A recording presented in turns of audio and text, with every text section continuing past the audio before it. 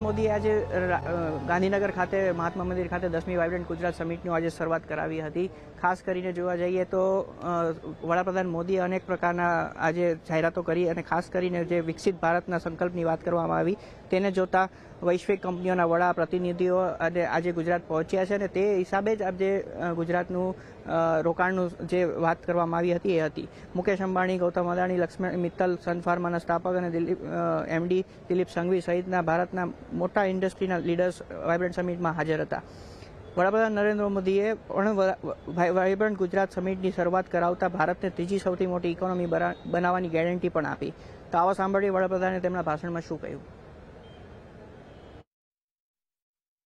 आज भारत दुनिया की 5th लार्जेस्ट इकोनॉमी है।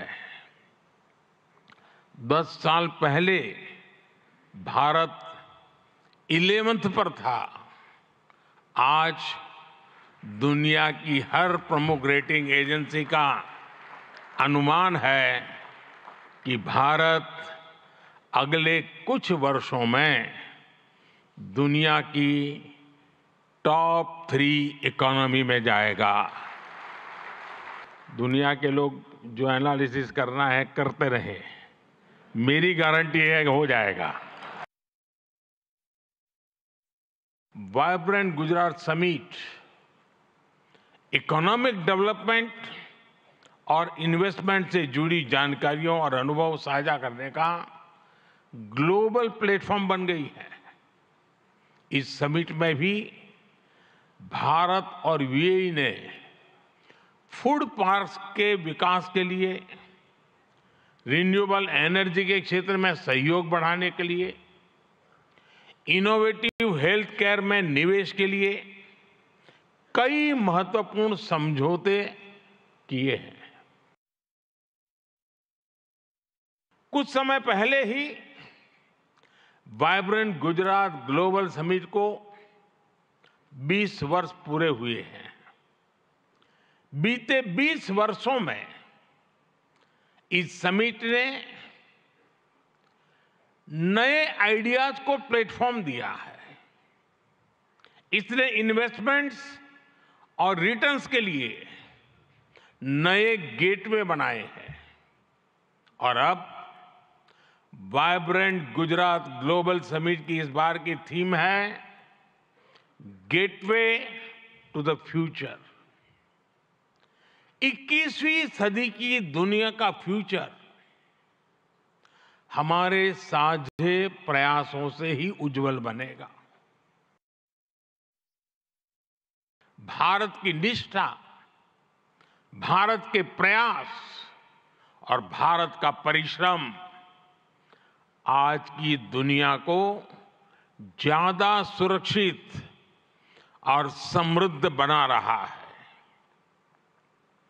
The world looks at India as an important pillar of stability, a friend who can be trusted, a partner who believes in people-centric development। आज भारत की प्राथमिकता है new age skills, futuristic technology, AI and innovation. आज भारत की प्राथमिकता है green hydrogen, renewable energy, semiconductors, इसका पूरा इकोसिस्टम। इसकी एक झलक हम vibrant Gujarat global trade show में भी देख सकते। સાથે મુખ્યમંત્રી ભૂપેન્દ્રભાઈ પટેલે પણ આ વાઇબ્રન્ટ ગુજરાતના ઉદ્ઘાટન સમારોહમાં કહ્યું હતું કે વાઇબ્રન્ટ ગુજરાત સમિટ વડાપ્રધાનના મહેનતનું ફળ છે અને નવું ગુજરાત એ વાઇબ્રન્ટના સફળ પરિણામનું એક ઉદ્દેશ્ય છે। આ સાથે તેમણે અલગ અલગ સેક્ટરના ફોકસની પણ વાત કરી હતી। આવો જોઈએ શું કહ્યું હતું। आज गुजरात ने विश्व व्यापार, वाणिज्य एवं औद्योगिक क्षेत्र में ये आदरणीय श्री नरेंद्र भाई मोदी के दूरंदेशी तथा कुशल नेतृत्व का ही परिणाम है। आज यह समिट 2 दशक की असीम सफलता से पूरे विश्व के लिए नॉलेज शेयरिंग तथा नेटवर्किंग का सम्मानित मंच बन गया है। आज हम बड़े गौरव से कह सकते हैं कि आपकी प्रेरणा से ही Gujarat best destination for investment तथा देश के विकास का ग्रोथ इंजन बन गया है। गिफ्ट सिटी आज वर्ल्ड की अनेक बड़ी फाइनेंशियल और फिनटेक कंपनियों का हब बन गया है। धौलेरा SIR, साणंद मंडल बेचराजी का ऑटो मैन्युफैक्चरिंग हब, विश्व का सबसे बड़ा renewable energy park, medical devices तथा bulk drug park, semiconductor display fab उत्पादन, in space cluster, defence and aerospace manufacturing, ऐसे अनेक उपलब्धियों और विकास के नए कीर्तिमान गुजरात ने वाइब्रेंट समिट की सफलता के फलस्वरूप हासिल किया है। तो मुख्यमंत्री भूपेन्द्रभाई पटेलની જેમ જ ઇન્ડસ્ટ્રીના દિગ્ગજોનું પણ એમ જ માનવું છે કે ગુજરાત એક બેસ્ટ ઇન્વેસ્ટમેન્ટ ડેસ્ટિનેશન છે અને તેમણે પણ શું કહ્યું આવો જોઈએ. Reliance has invested over $150 billion, that is 12 lakh crores, in creating world-class assets and capacities across India in the last 10 years. Of this, more than 1/3 has been invested in Gujarat alone. We will help Gujarat target to meet half of its energy need through renewable energy by the year 2030. For this, we have started building the Dhirubhai Ambani Green Energy Giga Complex, over 5,000 acres in Jamnagar. This will generate a large number of green jobs and enable production of green products and materials, and will make Gujarat a leading exporter of green products. And we are ready to commission this in the second half of 2024 itself. Reliance will make Gujarat a pioneer in new materials and the circular economy. As a first step, Reliance is setting up India's first and world-class carbon fiber facility at Hazira. No power on earth can stop India from becoming a $35 trillion economy by 2047. And as I see, Gujarat alone will become a $3 trillion economy. Over the next 5 years, the Adani Group will invest over rupees 2 lakhs crore in Gujarat, thereby creating over 100,000 direct and indirect jobs. जैसे कि land का जो है land वो provide कर रहे हैं, इसके साथ साथ जो पावर इवैक्यूएशन का अरेंजमेंट्स होता है उसको सपोर्ट कर रहे हैं. PPAs उनके काफ़ी सारे आ रहे हैं, तो बहुत सपोर्ट आ रहा है गवर्नमेंट की तरफ से, ताकि हम जल्दी से जल्दी रिन्यूएबल पावर ले आएँ. તો વાઇબ્રન્ટ સમિટમાં પહોંચેલા ભારતીય એરટેલના અધ્યક્ષ અને ચેરમેન ખાસ કરીને સુનિલ ભારતી મિત્તલે પણ અમારા સંવાદદાતા કેતન જોશી સાથે વાત કરી હતી. આવો જોઈએ. सर, वाइब्रेंट समिट के ऊपर आपका क्या रिएक्शन है? देखिए, जहां हमारे माननीय प्रधानमंत्री जी आएंगे और आह्वान करेंगे कि आप अपने सपने बढ़ाइए, और मैं अपना रिजॉल्व आपके पीछे लगाता हूं, संकल्प लगाता हूं. सर, 5G के ऊपर भी बोला था कि 5G एक सबसे बड़ा है कि बहुत बढ़िया काम 5G का चल रहा है. તો વેલ્સન ગ્રુપે પણ આજે ગુજરાત સરકાર સાથે 1 મિલિયનના એક પ્લાન્ટ માટેનો કરાર કર્યો છે. આના માટે પણ આપણી સાથે વાત કરી હતી BK ગોયંકાએ, જે કંપનીના ચેરમેન છે. આવો જોઈએ.